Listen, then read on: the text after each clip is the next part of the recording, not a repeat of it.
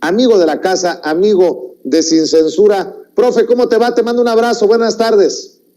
Hola, mi querido Vicente, muy buenas tardes. Pues muy contento de estar como cada viernes aquí en Sin Censura. Oye, profe, pues ¿cómo ves estos diálogos de alto nivel en temas de seguridad? Un tema que no es fácil porque ha generado mucha controversia, sobre todo del lado estadounidense, que el presidente Andrés Manuel López Obrador, desde su llegada al puesto, desde su llegada a Palacio Nacional, le ha apostado a la soberanía y ha dicho que ya no actuarían con la rienda suelta los agentes del FBI, de la DEA, de la CIA, como ocurría en otros gobiernos. Tan es así que se quejan de las visas agentes de la DEA. Ha habido quejas por la falta de información que estaban acostumbrados a que fluía de la Marina, de la Defensa Nacional. Dame tu opinión de esto del adiós Mérida, en torno a la iniciativa Mérida que tanto cacareaba Felipe Calderón, y este nuevo acuerdo bicentenario. Mira, Vicente, quiero ser muy sincero con esto. Quiero recuperar el modelo de la negociación en dos niveles de Putnam. En las relaciones internacionales lo utilizamos para hacer esta precisión. De acuerdo a Putnam, los actores políticos solo formalizan acuerdos que de pronto los grandes consorcios transnacionales habían presionado para que se impulsaran en el plano político. Pero esto lo hacen también basándose en las dinámicas y en las prácticas que muchas veces superan las palabras políticas, que superan los gestos y las negociaciones que se dan sobre la mesa. A mí me preocupa mucho que palabras vayan y palabras vengan, que los años estén pasando y sigamos viendo una cantidad impresionante de muertos y no va a bajar aún cuando termine el sexenio de López Obrador. Va a ser normal que llegue a un récord histórico porque es una caja de Pandora que desató, en este caso, Felipe Calderón, y que con Peña Nieto, a pesar de que cambiaron la dinámica, Vicente, tú recordarás que ellos apostaron porque en Televisa y en TV Azteca cambiaran la tónica, y a pesar de eso, el número de muertos por día siguió creciendo, y con el presidente López Obrador, pues también sigue creciendo.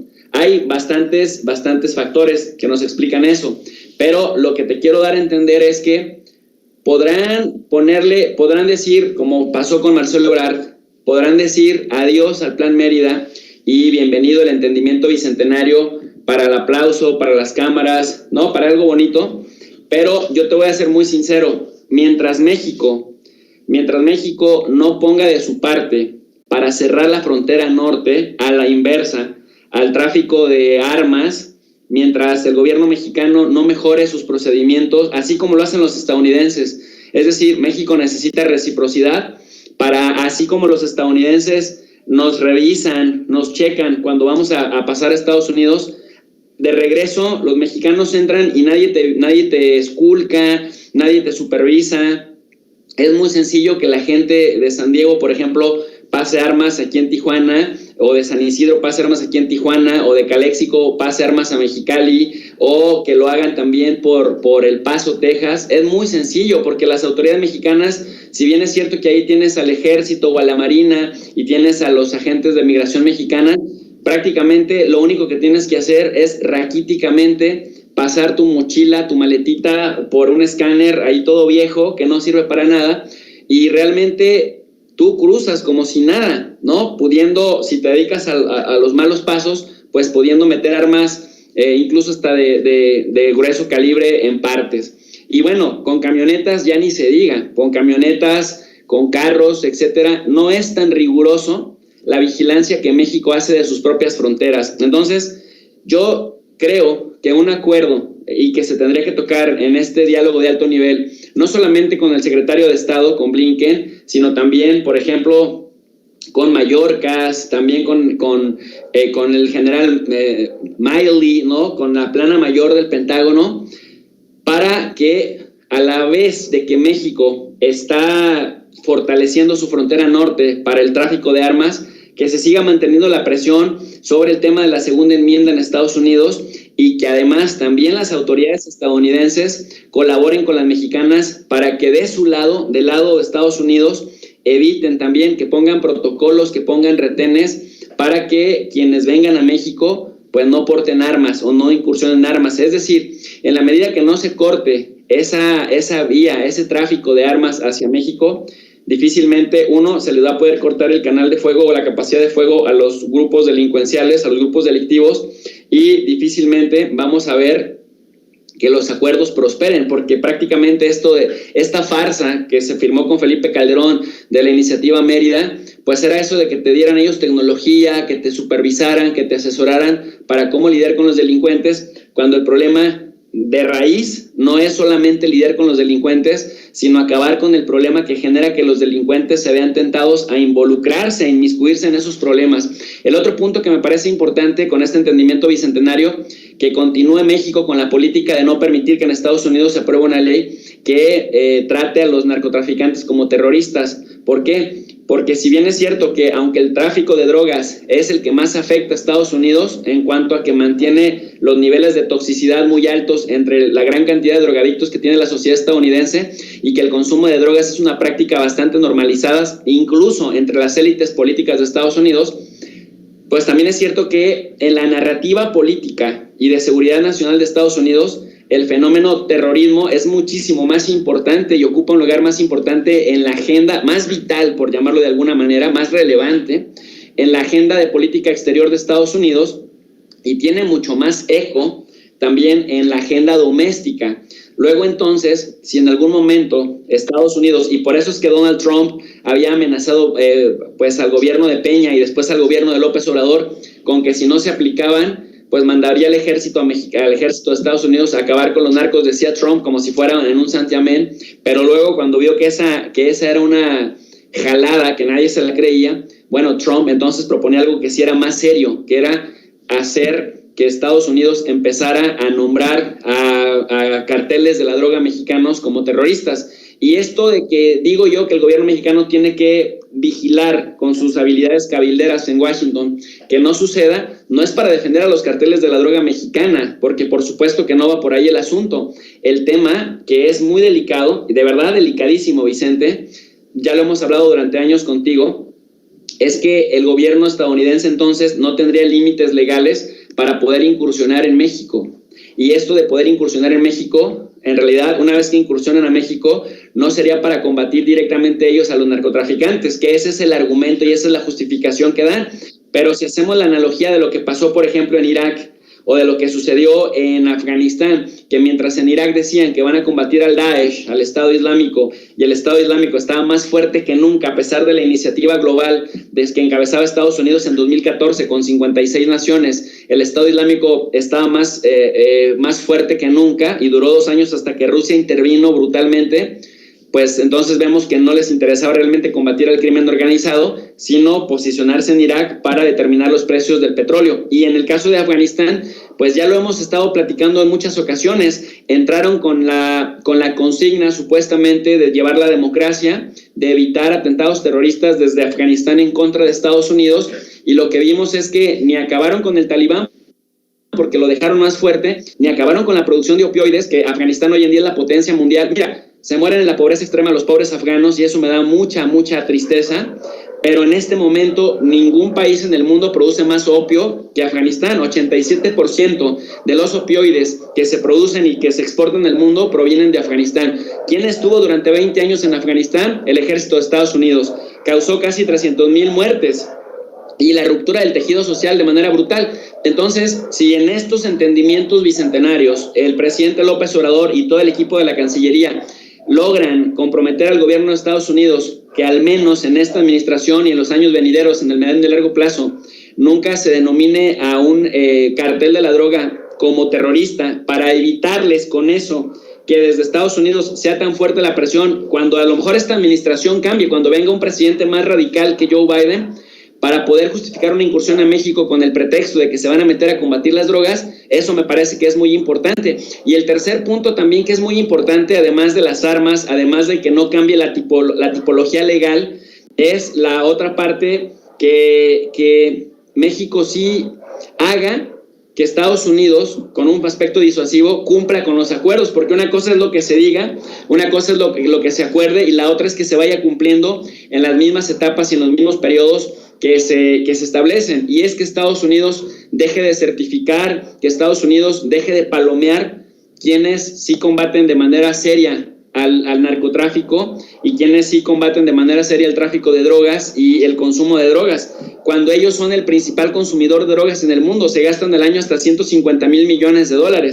Entonces, si nos atenemos, decía, al modelo PUTNA, al modelo de negociación de dos niveles, en donde una cosa es lo que negocian los empresarios, una cosa es lo que negocian los consorcios de las armas, una cosa es lo que negocian acá abajo en el plano de la vida cotidiana, que nada más trasladan la negociación para que ahí pueda específicamente formalizarse algo. Me parece que entonces el gobierno mexicano tendría que ser muy, muy, muy serio en hacer que públicamente Estados Unidos acepte su gran responsabilidad en el factor de atracción de la delincuencia. ¿En qué sentido? Como el negocio es tan lucrativo, porque en Estados Unidos está tan normalizada la práctica de consumir drogas, entonces matas a unos y van a salir otros. Es decir, si se cambia un poco el enfoque y se le da un enfoque de salud más que únicamente de seguridad, me parece que también se va a poder avanzar en ese aspecto, porque el negocio es multimillonario.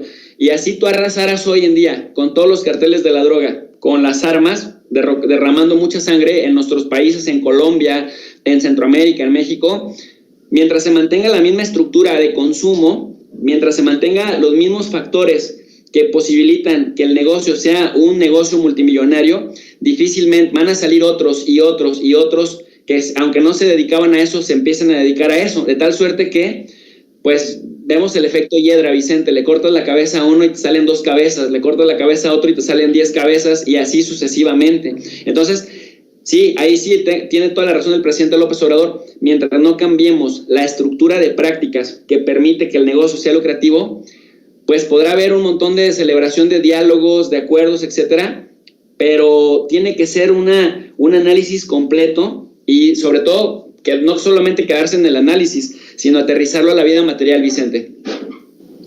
Oye, profe, estamos, y te voy a pedir permiso por adelantado para interrumpirte en el momento en el que inicie la conferencia de prensa desde la Secretaría de Relaciones Exteriores. Ya estamos esperando la transmisión, de hecho ya está arriba la transmisión, solamente es cuestión de minutos para que inicie esta conferencia de prensa anunciada por el canciller Marcelo Ebrard.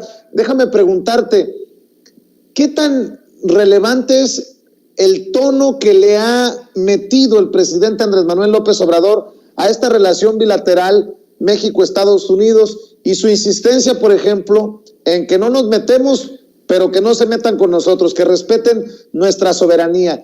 Esa insistencia, que a mí en lo particular me parece muy importante, muy relevante en la soberanía nacional, ¿qué tanto impacto tiene en las relaciones, para bien o para mal? No sé, tú me dirás, profe, entre México y Estados Unidos, entre los gobiernos de Joe Biden, a quien vuelve a invitar el presidente Andrés Manuel López Obrador a México, y obviamente el gobierno de nuestro país. Sí, mira, esto lo resumo de la siguiente manera. Para un discurso nacionalista, que ambos gobiernos funcionen, es decir, que el gobierno diga, no seas injerencista Estados Unidos, déjanos resolver algo de manera soberana, está perfecto, porque inflama el sentimiento nacionalista. Y a la vez también Joe Biden dice, nosotros somos respetuosos de la soberanía y de las decisiones autónomas de nuestros aliados. Hasta ahí está bien. Cuando pasamos al siguiente nivel, al nivel de la cooperación, me parece que ahí ya no aplica tanto el que no se metan o el que sí se metan. Te voy a decir por qué. Porque el problema es transnacional. El problema, bueno, es mundial, pero en nuestra región es particularmente transnacional. Y las bandas criminales tienen estructuras transnacionales, muchas de las cuales pues no se pueden resolver únicamente desde el ámbito local. Mira, yo por ejemplo siento mucha pena por nuestras policías, siento muchas penas por nuestros militares, y aquí por ejemplo el abogado César Gutiérrez Priego nos ha dado muchas razones para sentir pena, en el sentido de que están desarmados en el plano legal y están desarmados incluso en la simetría de capacidades materiales muchos de los elementos a los que en el ámbito local se les pone a hacerle frente a los grupos criminales que vienen a traer bazucas, AR-15, armas de grueso calibre que se supone que son exclusivas del ejército, armas de uso exclusivo del ejército, y de pronto ves que muchos de estos policías o muchos de estos militares, cuando usan sus armas, se meten en problemas legales si de pronto algún juez corrupto determina que no tenían que haber utilizado estas armas, y entonces ahí te das cuenta que tenemos un problema todavía más profundo. Sí está padre el discurso de no, que nadie se meta, que nadie nos ayude, nosotros lo resolvemos, pero ¿cuándo? En el corto plazo, ¿cuándo? ¿Cómo? ¿Vas a dotar de qué estructuras normativas a las policías y al ejército para que toque hacer frente en el corto plazo mientras resuelve los problemas de pobreza y de desigualdad que ciertamente también se convierten en factores de atracción para que los delincuentes engrosen sus propias filas? Entonces, me parece que a un problema transnacional, a un problema mundial, no se le puede dar únicamente, no solamente en el plano nacional o en el plano local una respuesta. Sí se necesitan mecanismos de colaboración internacional, transnacional, Vicente, y aquí sí depende mucho de qué enfoque se le da a la cooperación, porque la cooperación y los acuerdos y la negociación, no todo va a ser blanco, todo va a ser negro, en el sentido de que, pues tú sabes, amigo, en una negociación hay que ceder de algo para ganar de otra cosa. Entonces, aquí sí quienes van a sufrir mucho, pues son sobre todo los nacionalistas más puristas, pero me parece que yo por ahí le abordaría ese enfoque. No se puede combatir desde el ámbito únicamente local algo que no tiene un origen local, sino que tiene un origen transnacional.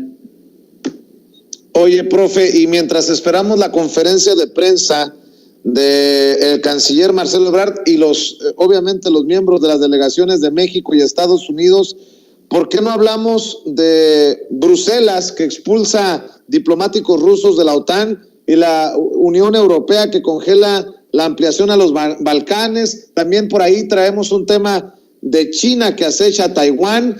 Cuéntanos, profe, estos temas que son importantes en tu campo de las relaciones internacionales. Pues mira, mientras Estados Unidos no deja de fastidiar a China en el Indo-Pacífico con sus dos alianzas, lo que es el AUKUS, alianza militar, el partenariado que le llaman con el Reino Unido y con Australia, y por otro lado con el Quad, que es una alianza militar con Japón, con la India, con el mismo Australia, para irle cerrando el paso a China en sus intenciones de recuperar y de materializar que en el 2047 se va a extender a Taiwán.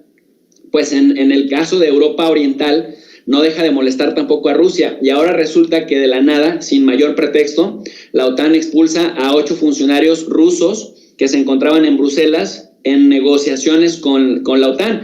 Recordemos que la OTAN se crea en 1948, justamente 47, con la intención de hacerle fuerza, de hacerle el contrapeso a la Unión Soviética, pero cuando se acabó la Unión Soviética, se tendría que haber acabado la razón de ser de la OTAN.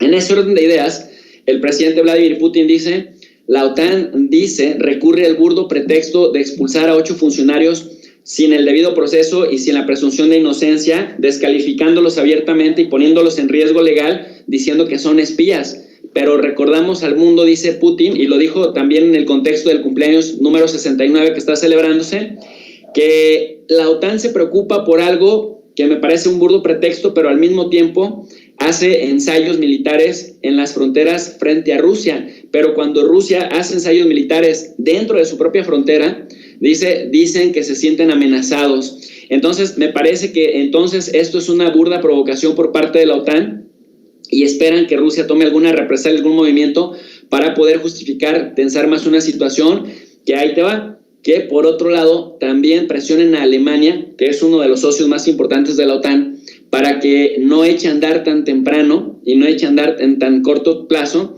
el proyecto del Nord Stream 2, porque bueno, pues ahora que ya está listo, nada más se están esperando al cambio de gobierno en Alemania. Tú sabes que el Nord Stream se negoció con Angela Merkel y con Putin, que se llevaron más o menos bien a pesar de las críticas indirectas que se hacían. Y el problema es que dicen los de la OTAN, impulsados por Estados Unidos, que como Europa depende hasta en un 30% del gas de Rusia, y Alemania particularmente depende del 40% de su consumo del gas que viene de Rusia. El día que Rusia llegue a tratar de presionar a los europeos, si los europeos no ceden a esas presiones, nada más le va a cerrar la llave al gas y entonces se van a quedar sin el 40 o sin el 30% del gas que viene de allá.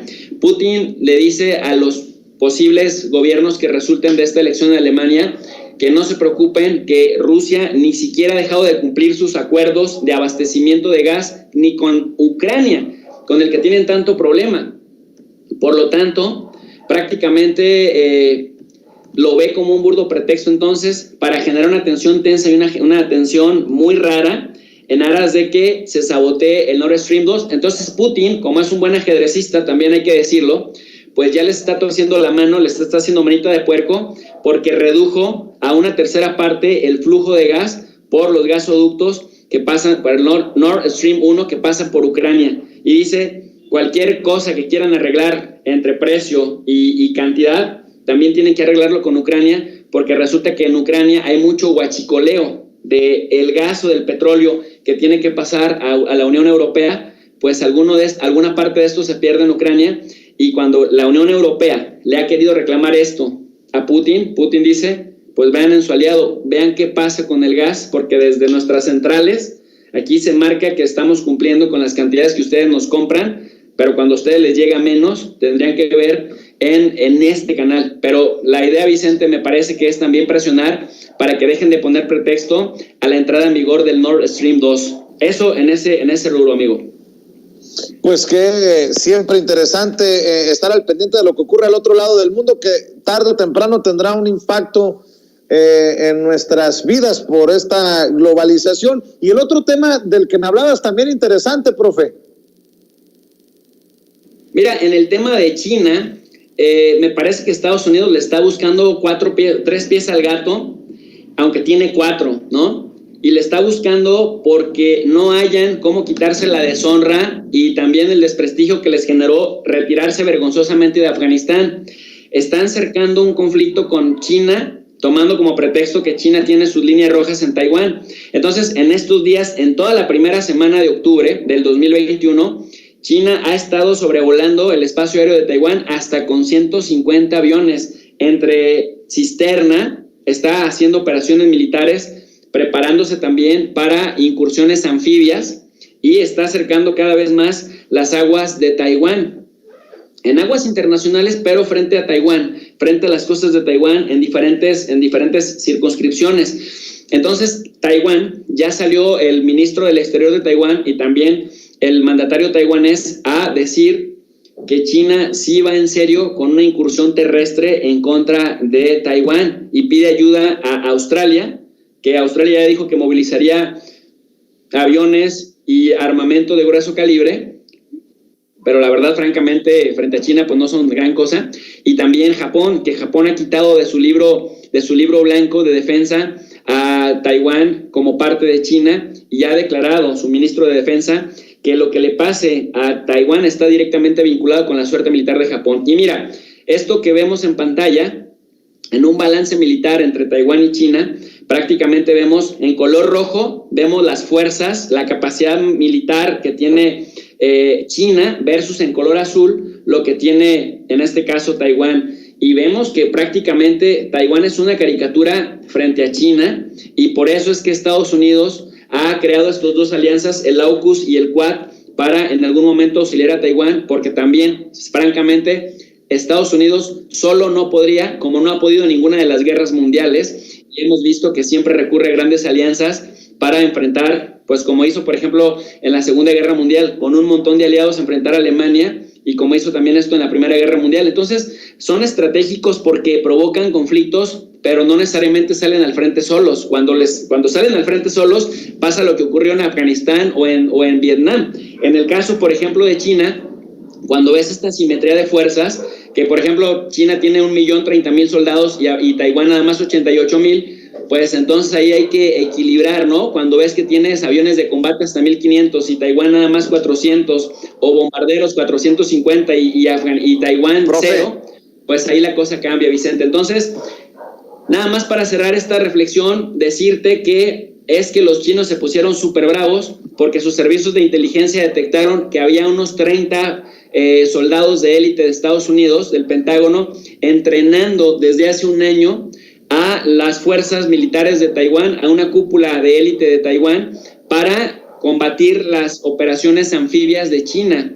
Por eso es que los chinos han estado disuadiendo de una manera más consistente a Taiwán. Y bueno, pues ahora sí que me parece que aquí hay que tener cuidado de que ninguno de los actores en contienda vaya a llegar al punto de no retorno, porque un conflicto armado en esta región del mundo sí podría escalar, no sé si al grado de una tercera guerra mundial, pero el problema es que tienes allá a contendientes con capacidades nucleares, Vicente. Profe, dame oportunidad de proyectar para la gente que nos está viendo y escuchando en vivo y en directo la conferencia de prensa conjunta de Marcelo Ebrard, secretario de Relaciones Exteriores de México, y Antony Blinken, el secretario de Estado de Estados Unidos. Hola, muy buenas tardes. Agradecemos la presencia de los medios de comunicación. Good afternoon to everyone. Sin más, le damos la palabra al canciller Marcelo Ebrard. Denme un minuto para la traducción. Okay. Is it working? So. Yes. Okay. Bueno, gracias. Gracias. Muchas gracias. Bueno, estamos el día de hoy concluyendo un proceso que tiene ya varios meses y que nos permite afirmar, en primer lugar, que dejamos atrás la iniciativa Mérida y entramos a partir de hoy al entendimiento bicentenario. ¿Por qué bicentenario? Porque en 2022 cumplimos 200 años de relaciones bilaterales México-Estados Unidos, una de las más antiguas para México. Como ustedes saben, fue de los primeros países que nos reconoció. Entonces, ese entendimiento, por eso lo hemos denominado bicentenario. ¿En qué se sustenta este entendimiento? Que ustedes ya tendrán una declaración con los detalles. Se sustenta en que incorpora la visión que tiene tanto el gobierno del presidente Biden como el gobierno del presidente López Obrador, de tener un enfoque más integral respecto al tema de seguridad, salud y comunidades seguras. Hoy en la mañana decía el presidente López Obrador, nos inspira y coincidimos en mucho con el pensamiento de las libertades y los derechos del presidente Roosevelt. Entonces hay una afinidad ideológica y política en la visión de los dos presidentes, Biden y López Obrador y Biden. Lo que ustedes van a ver en este documento, este entendimiento, pues es la traducción en materia de seguridad, de salud y de comunidades seguras de esa coincidencia, que es esencial. Segunda cosa que debo decir es que hemos encontrado por parte del secretario de Estado, el fiscal general, el secretario de Seguridad, todos los funcionarios, especialmente de Antony Blinken, el interés por construir una relación en donde las prioridades de México tengan el mismo nivel que las prioridades de Estados Unidos. Eso no lo habíamos tenido. Hoy puedo decir que sí, lo tenemos, lo van ustedes a notar en el documento. Para México la prioridad es reducir la violencia, los homicidios, es darles oportunidades de desarrollo